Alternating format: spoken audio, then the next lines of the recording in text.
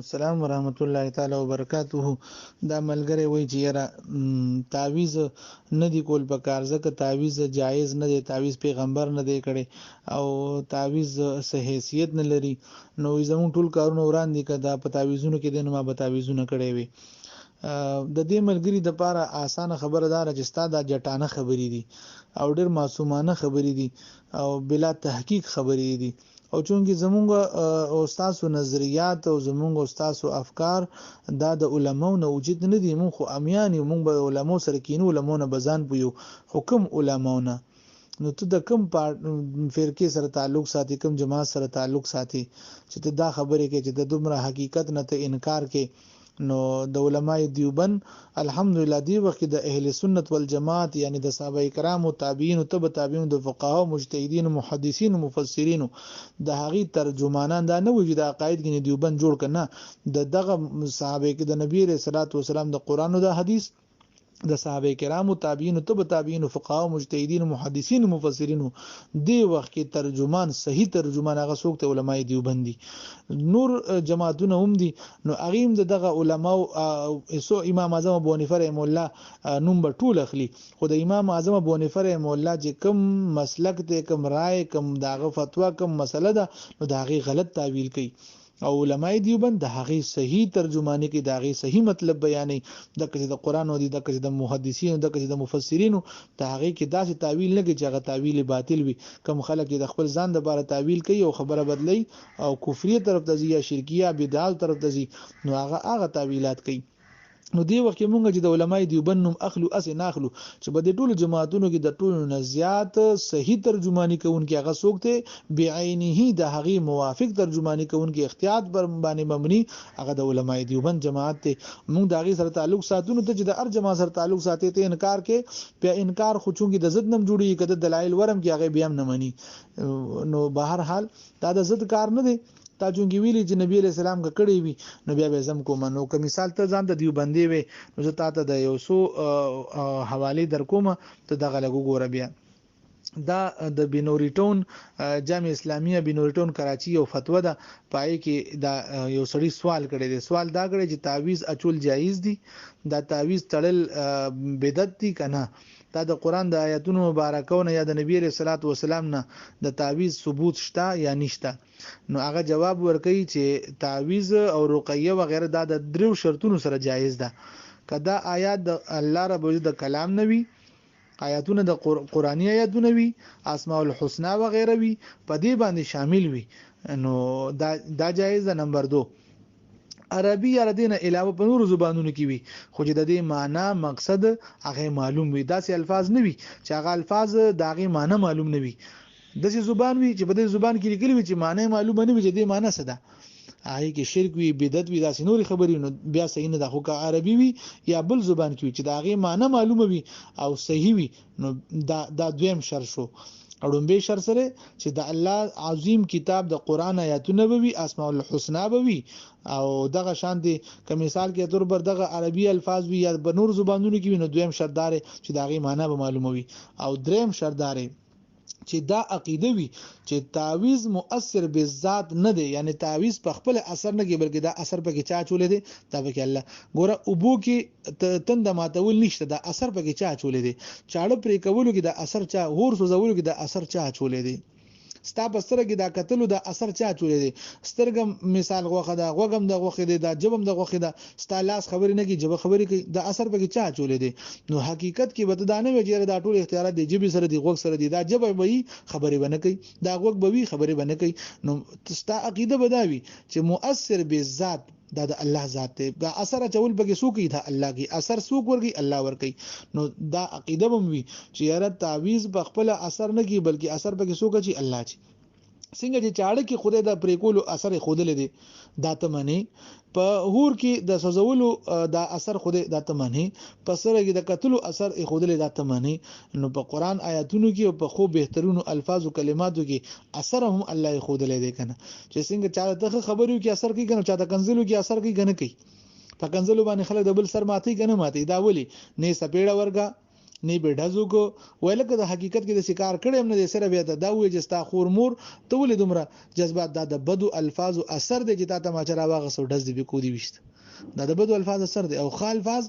ډیر عظیم او غټ غټ ګناګاران د نصیحت وکړه هغه توبه وبای چغي و یو زما مافیانه غواړي بس ما ولي خو ما معاف کړي ما چې سګړي بس باغې توبه تایبه ما دا ولي دا د خو الفاظو اثر دی نو دا خو الفاظو اثر معنی د بدو الفاظو اثر معنی خو د قران اثر نه منم د احادیث اثر نه منم بس زد دا چې نه بس دا زمنم نه نو ځکه تا ته غلط خلکو غلط تعبیر خودلې دي غلط خبرې د تقریر داغه د وجنت ګډوډ شوی وي نو به هر حال الله رب العزت دغه مؤثر به ذات حقيقي دي دا بستا دریم یعنی درې شرطونه شو نو دا دریم شرط دا چې ته به د تعویذ مؤثر به ذات نه غني بلکې مؤثر به ذات د الله ذات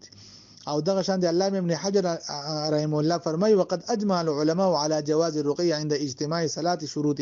ان يكون بكلام الله تعالى وباسمائه وصفاته وباللسان العربي وبما يعرف معناه من غيره وان يعتقد ان الرقيه لا تؤثر بذاتها بل بذات الله تعالى فتح الباري الطب والرقى بالقران والمعوذات دا دیزه کې دلیل موجود دی علامه ابن حجر اسقلانی رحمه الله فرمای اجمع العلماء على جواز علماء په دې اجماع ده چې دا تعویذ او دا رقیه چې کوم دا جایز ده یعنی د سیر جادو توړ وغیرہ دا جایز دي خو په درو شرطونو سره چې دا د الله تعالی د کلام نوي داغه صفات او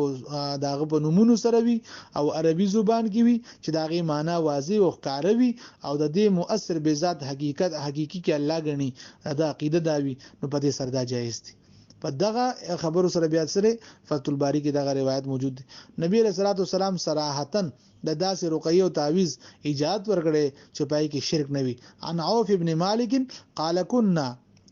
نرقي في الجاهليه فقلنا يا رسول الله كيف ترى في ذلك فقال عارضوا علي رقاكم لا بأس بالرقاء ما لم يكن فيه شرك رواه مسلم مشکا شریف کې حدیث موجود دی جلد 2 صفحه 388 باندې نو د دې څه مطلب دی چې یاره چې موږ په جاهلیت په زمانه کې به موږ دغه سید سیر جادو توړ بم کو یا رسول الله تاسو دې باره کې سوي نبی اسلام ته فرمایي روړی ما ته وخی چې زه وګورم نو چې کله یو کده ویلا باس برقه مالم یکون فی شرک په هغه تعویذ او د سیر توړ کې اس قسمه خرابي او شرک نشته دي اس خرابي نشته چې پای کې شرکی الفاظ نوي د غیر الله نه مدد نوي د الله نه ما سیوا یا داسې غلط الفاظ نوي داسې شرکیه کفریه الفاظ نوي معنی غلط نوي نو بالکل دای کې اس قسمه خبر نشته اس باک نشته چې پای کې شرک نوي دا امام مسلم رحم الله روایت نقل کړي رواه مسلم دغه سي نبی عليه الصلاه والسلام ابو دجانه ته تعویذ کلمات هغه ورته لیکلي ورکړي ورته چې داغه د وجه ناغه د پریشانونو شیطان هغه چې کوم شیطان نبی علیہ السلام ابو دجانه ته چې کوم تعویذ کلمات لیکل ورکړیو نو داغه د وجه نه ځکه شیطان هغه هلاک شو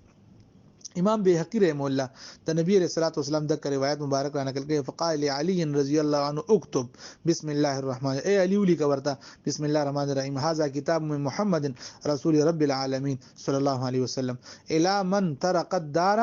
من العمار والزوار والصالحين الا طارقا يترك بخير يا رحمن اما بعد فان لنا ولكم في الحق ساعه فان تكون عاشقا مولعا او فاجرا مقتحما او راغبا حقا او مبطلا هذا كتاب الله تبارك وتعالى ينطق علينا وعليكم بالحق إنا كنا نستنسخ ما كنتم تعملون ورسلنا يكتبون ما تمكرون اتركوا صاحب كتابي هذا وانطلقوا إلى عبادة الأصنام وإلى من يزعم أن مع الله إلها آخر لا إله إلا هو كل شيء هالك إلا وجهه له الحكم وإليه ترجعون يغلبون حاميم لا ينصرون حاميم عين سين قاف تفرق أعداء الله وبلغت حجة الله ولا حول ولا قوة إلا بالله فسيكفيكهم الله وهو السميع العليم دلائل النبوه کې دا روایت را نقل حدیث مبارک می درته ولستو دا نبی علیہ السلام علی طویل چې دا ولیکا علی صاحب دا ولیکا او ابو دجانه ته ورک تاسو یو بل حدیث کې راځي عن علی ابن مره عن ابيه قال سافرت مع رسول الله صلی الله علیه وسلم واتته امراه فقالت ان ابني هذا به لمم منذ 7 سنين يأخذه كل يوم مرتين فقال رسول الله صلى الله عليه وسلم أذنيه فأذنته فأذنته منه فسفل فيه وقال اخرج عدو الله انا رسول الله صلى الله عليه وسلم. رواه الحاكم في المستدرك. نبی علیہ السلام ته یو ماجوم راوستل شو چې یره جیب دا غسیده دا تکلیف. نبی علیہ الصلوۃ والسلام راځان ته ویرانځي کړه ترانه ورنځي ګورته. نبی علیہ السلام ونیو او اوزا اید الله دشمنه دنه نو هغه رسو هغه ماشوم ټیک شو. د دینه علاوه عبد الله ابن عمرو ابن العاص رضی الله تعالی وغيرها او دنه علاوه تابعین او حضرت رحم الله د دې جواز قائل دي. هغه وجه تعویز لیکل جایز دي. کم الفاظ چې ویل جایز دي دم کول جایز دي نو تعویز ولې حرام نه جایز دي. نو لیکل چې ویل جایز دي دم جایز دي نو تعویز بیا ولې حرام دي. تر تعویز انکار په کومه خبره کې چې امام عطا رحم الله عطا ابن ابي رباح رحم الله هغه تابعین تبع تابعین عمرو ابن العاص عبد الله ابن عمرو ابن العاص ته هغه د خپل چې د جواز قائل دي او په دې باندې عمل هم دي. يو حديث عن عمرو بن شعيب عن أبيه عن جدي أن رسول الله صلى الله عليه وسلم كان يعلم من الفزع كلمات أعوذ بكلمات الله التامات من غضبه وشر عباده ومن همزات الشياطين وأن يحضرهم. وكان عبد الله بن عمر يعلمهن من عقل من بنيه ومن لم يقل كتبه فعلقه عليه. ابو داود شریف ترمذی شریف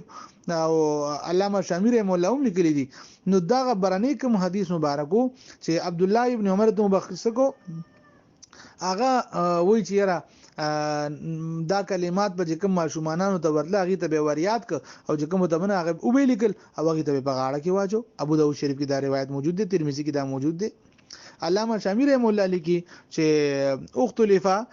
في الاستشفاء بالقران بان يقرأ على المريض او الملدوغ الفاتحه او يكتب في ورق ويعلق عليه او في طست ويغسل ويسقى. وعن النبي صلى الله عليه وسلم أنه كان يغوز نفسه قال رضي الله عنه وعلى الجواز عمل الناس اليوم وبه وردت الآثار. شامي چې تعویز کې څنګه مثال ویل جایز دي دا که دمیم جایز دي لیکلیم جایز دي قرآنی آیات وغیرہ په یو کاغذ ولیکل شي او دا وتړل شي هم جایز دي. علامه سیوطی رحم الله هم لیکلي دي واما قول ابن العربي السنه في الاسماء والقران الذكر دون التعليق فممنوع. چې کوم ځای پر دا احادیث تعلق ته نو پای کې تمیمه دا غي زوړند کول هغه شرک د هغه حکم مذکور دي چې یعنی دا شرک ته یعنی داسې قسم تعویذ داسې قسم الفاظ چې پای کې شرکیه الفاظ وي تعالی د غیر الله د الله نه علاوه د غیر الله د مدد غوښتل شي وي هغه څوک هغه جایز وي هغه ټول شرک دي.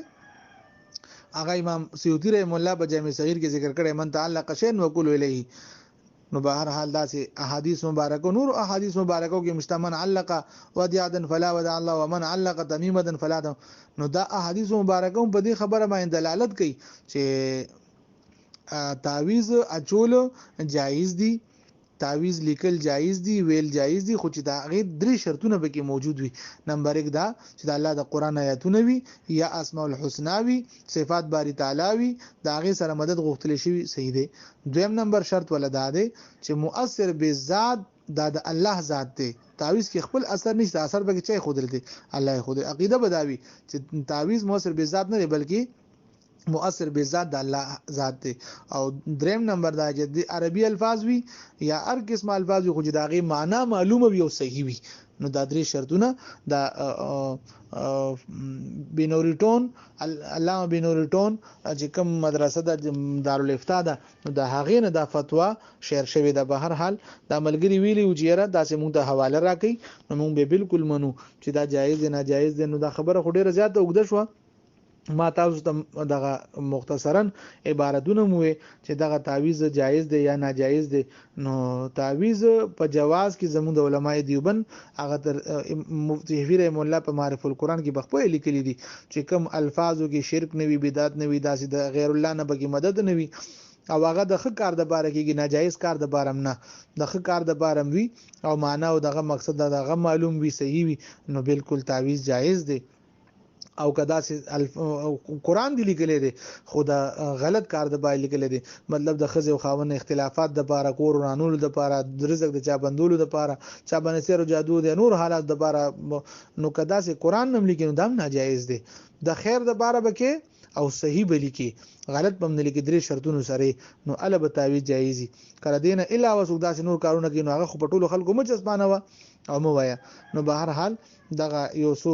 خبرې ما تاسو وړاندې پیښ کړلې چې دا ملګری وي چې تعویذ کوي را دا جایز وي دا ناجایز وي نو تاسو را واخلي تو آپ کے مسائل کا حل را واخلي مفتی شبیر مولا معرف القرآن را واخلي زنګ علماء دیوبند دارالعلوم دیوبند فتاوا را واخلي کفایت المفتی را والی د پیر طریقت رهبری شریعت مفتی فرید صاحب نور الله مرقده مفتی اعظم پاکستان داغه تاسو فتاوا فریدیه را واخلي پای کې وګوري ان شاء الله تاسو را ټول سوالونه سره ختم شي خو صرف فرق اوس دا دی چې یو سړی تنگ نظر نه وي زدي نه وي او هغه غواړي د چیرې ماته یو حق او یو صحیح خبره سو کوړاندې کې زب فورن هغه منم نو دغه د خو خلکو خوې دي او زه د عینات نه کار غستل نه دی پکار الله رب العزت موږ او تاسو ته د صحیح سمجھ را نصیب کی دغه عباراتو کې څه کمی بیشي شوی وي الله دې ماته معاف کړي او تاسو ته معاف کړي او پروردگار دې موږ په دین باندې صحیح پوي کې نظرم چون کې صحیح نه لګي او بل د موبایل نه هغه قتل ویل وی نو بس بیا لګرانم شي الله دې اسانه کړي جزاکم الله السلام علیکم ورحمت الله وبرکاته